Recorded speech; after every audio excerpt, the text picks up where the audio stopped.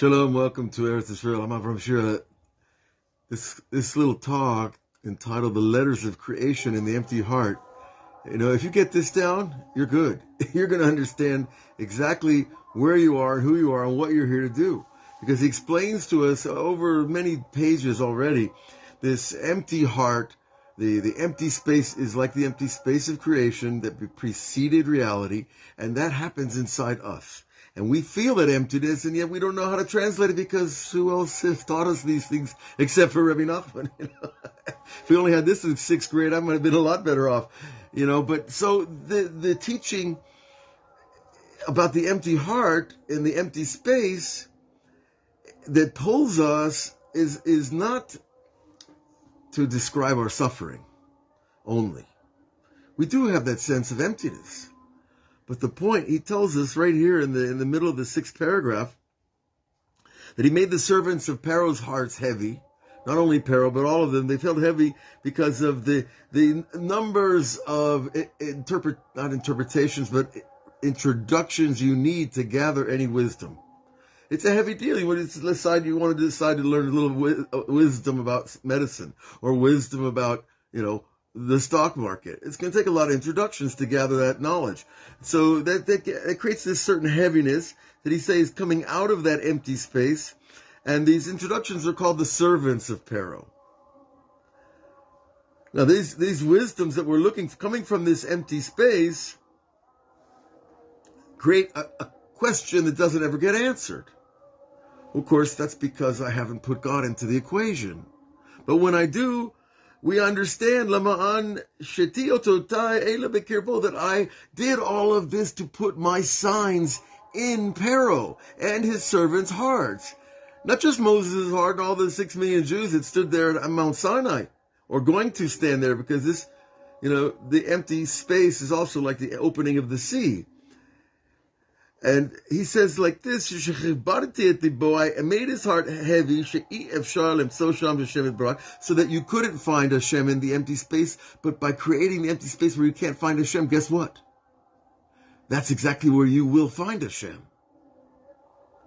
Because it was empty, because my heart's full of stuff, right? Everybody's heart is full of, I got to worry about this, and I got to do this, and I got to go there, and I got to talk to this one, and I got to, charge my phone. Well, there's so much to do that there's no room in my heart to hear the one who's running the show. So if we can just slow down the heart, slow down our thinking, slow down our breathing, slow down our speech, we can start to eliminate some noise and create that empty space. It might hurt in the beginning because I got to move out a lot of ego. But when I do it, I have a place that he can plant his signs within me. Sounds like a good deal to me. If God's going to put his signs and wonders in you, you're going to be connected to the root of creation. Okay? Now, and he says these words that I just had to go through in English in 5 Hebrew words. In order to inject, lashit is spread out, or to inject the letters of creation into Pharaoh, into anybody who empties the empty space. And I don't know anybody who hasn't felt empty. Maybe there are people that are very special.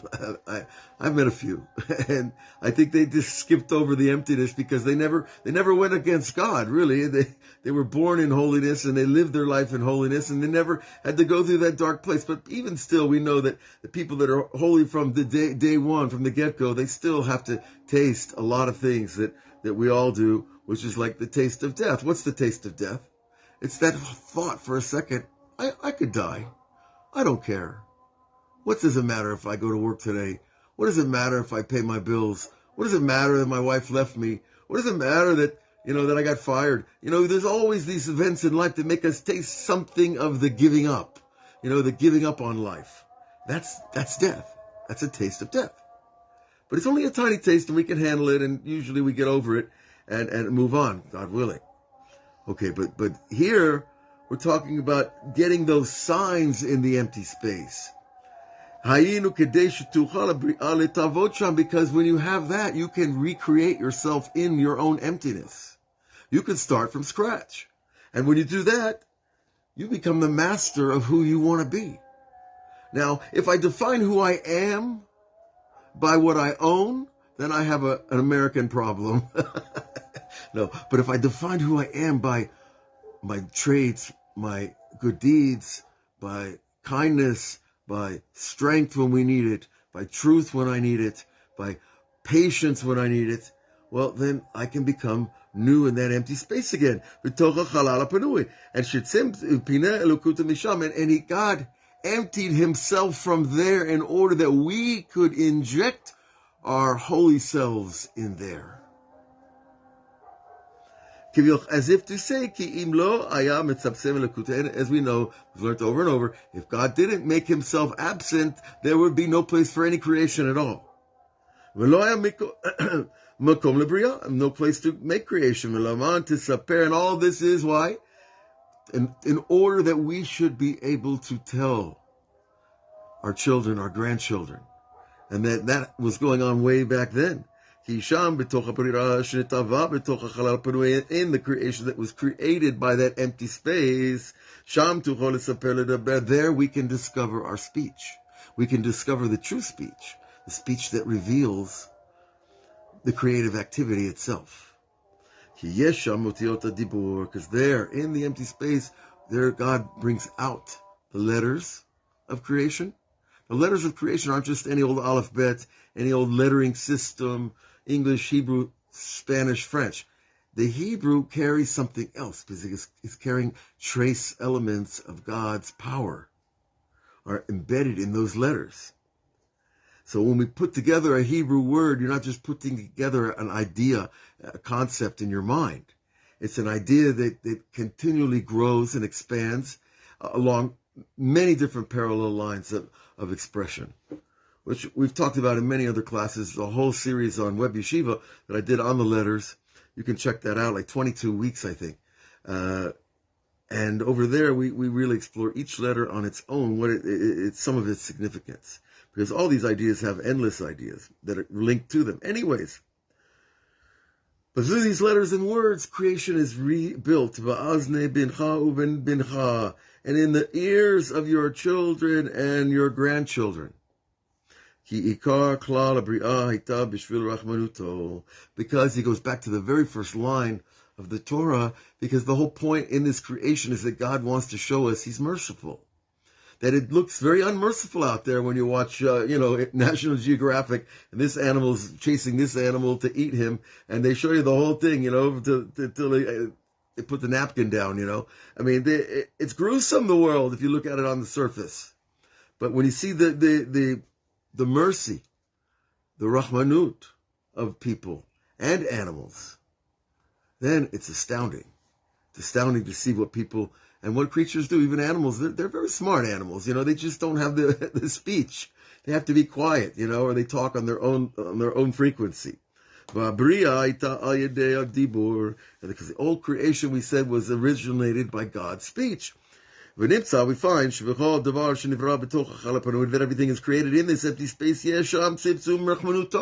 That the mercy itself is contracted into the empty space. And so, it's like, think of it like this. You take orange juice, a gallon of orange juice, and you extract the water. You have what's called orange juice concentrate, right? So imagine you could concentrate mercy, just like you can concentrate orange juice. And you can. Why not? We don't think of it that way. But we have to understand, just like love, you can feel a lot of love for somebody and not say anything. It's concentrated inside you. And the same with all the traits that are on the tree of life.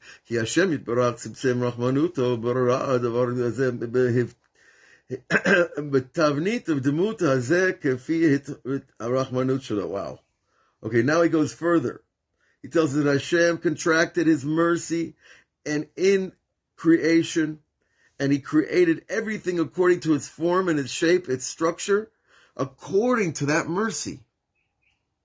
In other words, so you look at a big claw of a tiger.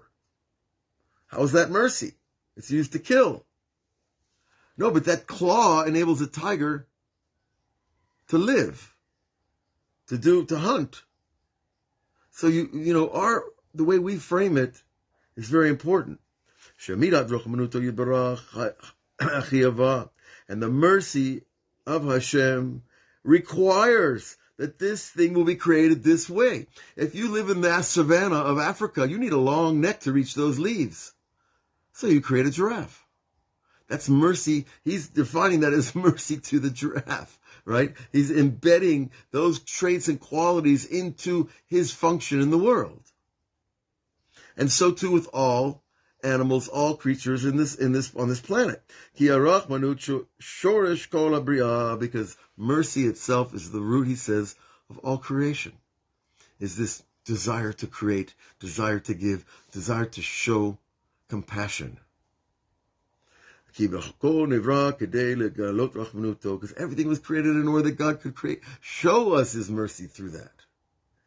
And even if you see all the killing that's going on in the news, don't get taken back by that. Don't get taken away to the imagination of how bad things look when you watch the news. Because there's still mercy behind it. We just don't see it. And we have to really work to develop the tools of perception, recalibrate our perception in order to get this down and to look at the world through that filter. No, there is mercy somewhere in these terrible events that you see in the news every day. And again, he goes over in order that we tell our children and our grandchildren about his mercy, ad kan rachmanea av ala ben, and he says, until here is the mercy of the father to the son, or the parent to the child.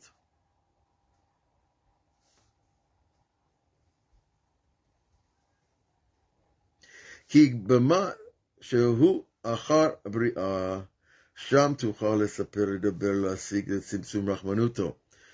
Okay, so in other words, the point is that after creation, there's something to tell.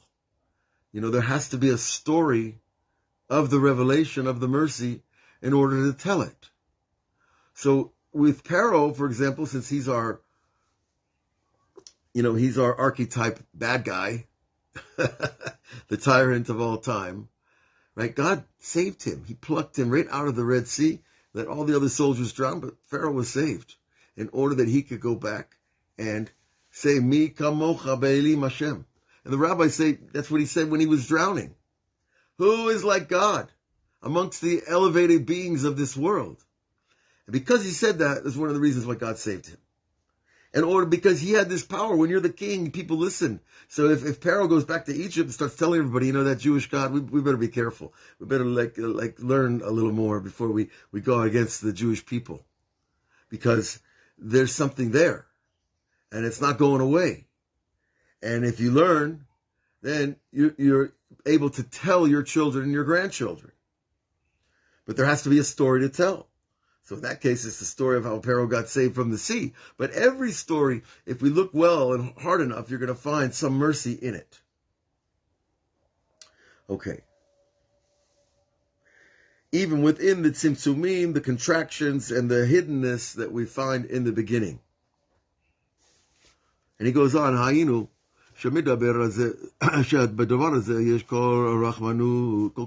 everything has a great amount of rachmanut. And each thing has its own mercy. And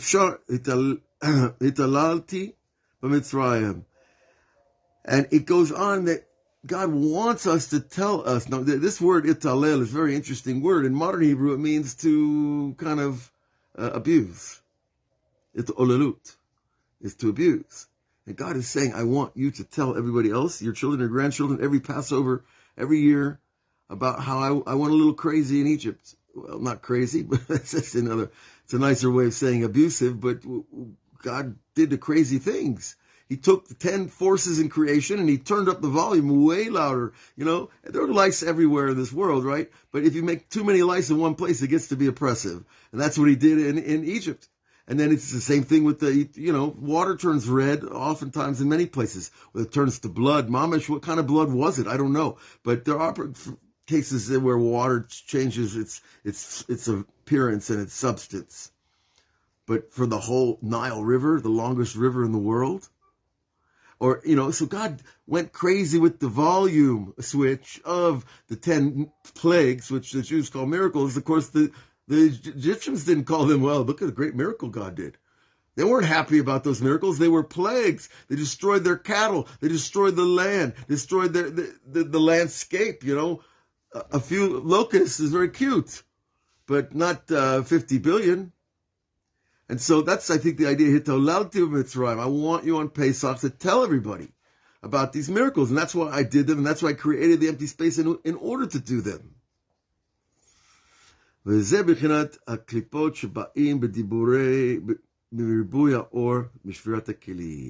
And all of this, now, this idea of turning up the volume on these plagues is where you take something that's good. The river Nile is good. Blood is good. But you don't want too much of either. You don't want them changing places. And you don't want too many cows running around and diseases spreading around too much, A little bit, it happens in nature on a regular basis. But it's the exaggeration of the item itself, of the phenomenon, that becomes what we call klipot in Kabbalah. It becomes the excess of the thing, which turns good into evil. Because that's all evil is the exaggeration of the good into excess. So anywhere you find excess, you will find evil.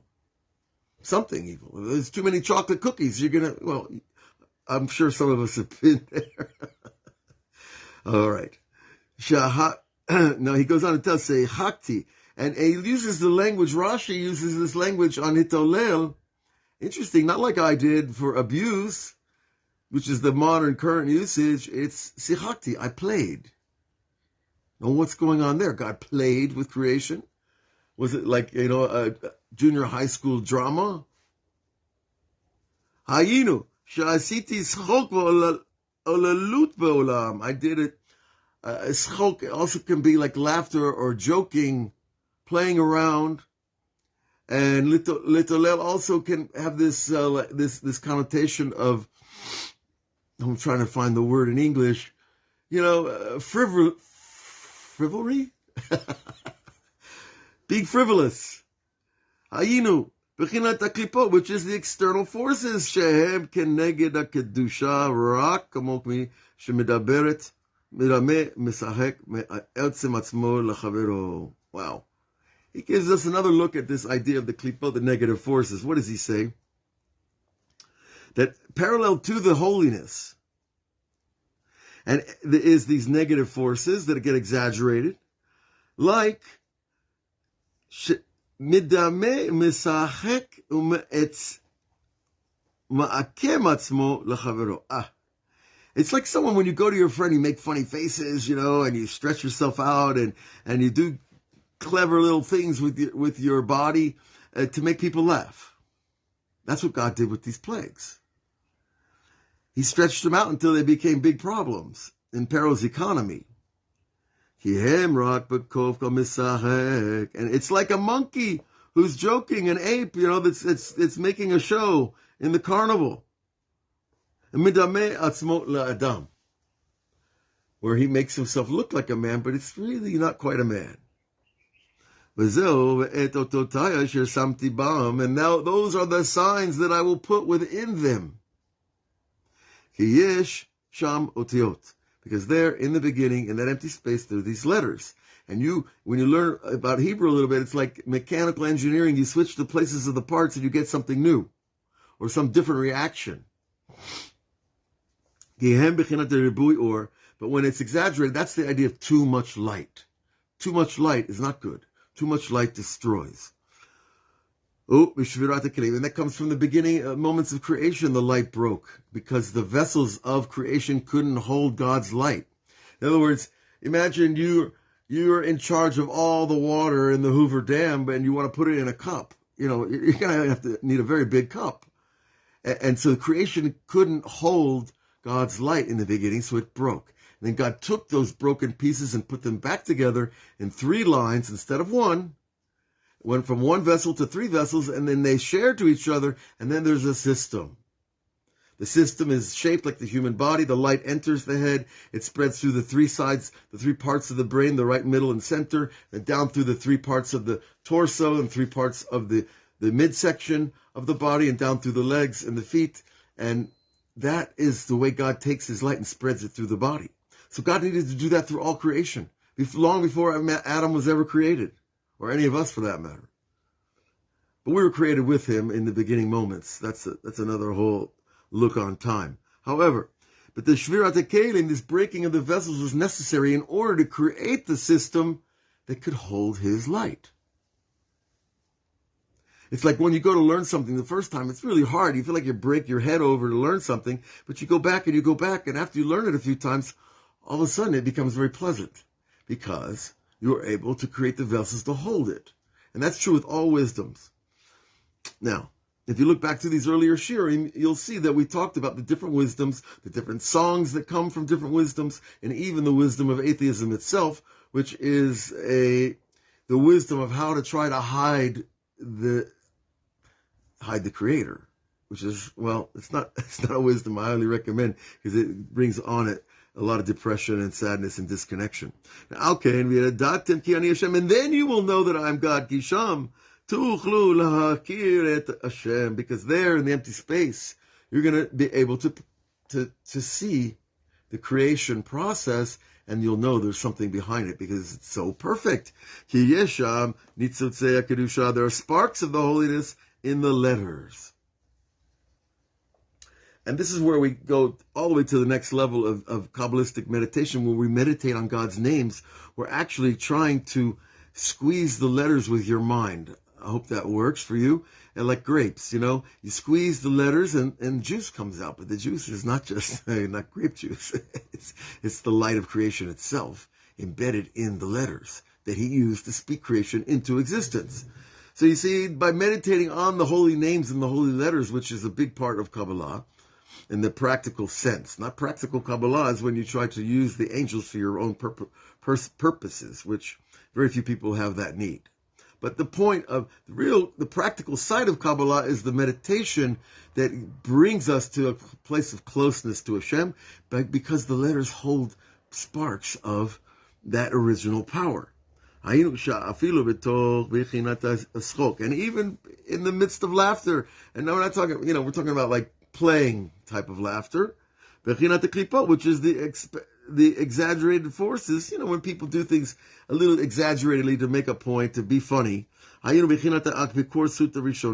this is he went earlier in the Torah about the 2 types of apikorsut, or denial of Hashem, which I translated as atheism. The first type, it comes from having too much wisdom about the external world until you forget about Hashem and you don't need Hashem. And then your mind goes a little further and says, well, if he's not really here and I really don't need him, maybe he's not here at all. And I don't have to worry about all those mitzvot and all the laws and all the halachot that the Torah demands of us to be a holy nation. However, that's only the first level of apikorsut, which a person can come back from very easily. Which also comes from this too much light, too much wisdom.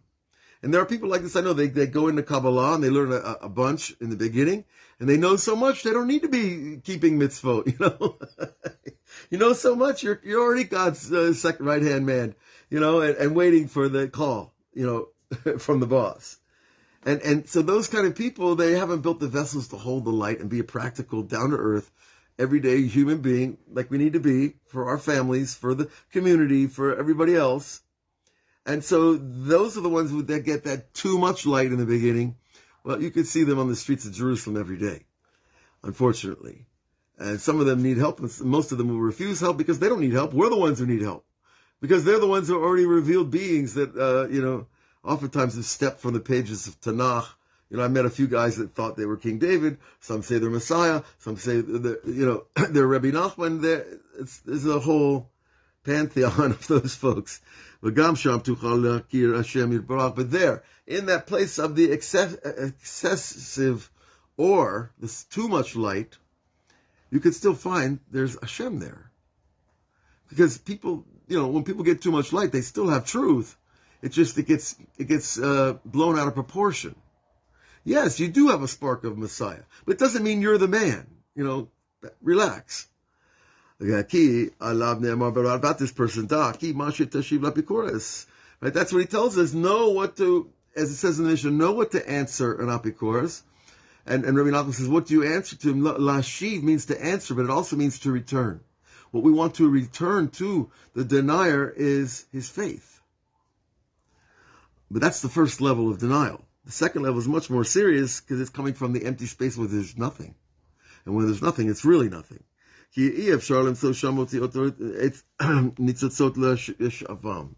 But when we're coming from the darker space, then there's no even speech. No word will penetrate that mind of that person.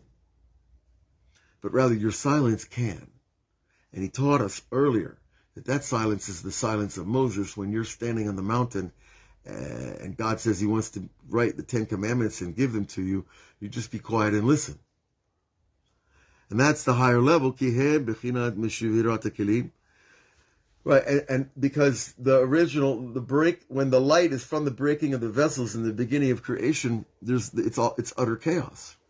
And you can't make instant order from utter chaos. It takes a lot of time and effort and energy to take the chaos of an overburdened mind and to put it into the vessels of, okay, the first thing I do, I get up in the morning, I wash my hands, I say blessings, I take a shower, I go to the mikvah, I say Shema Yisrael, I go to the synagogue. I have an order. Seder creates the controlling, the embracing of chaos.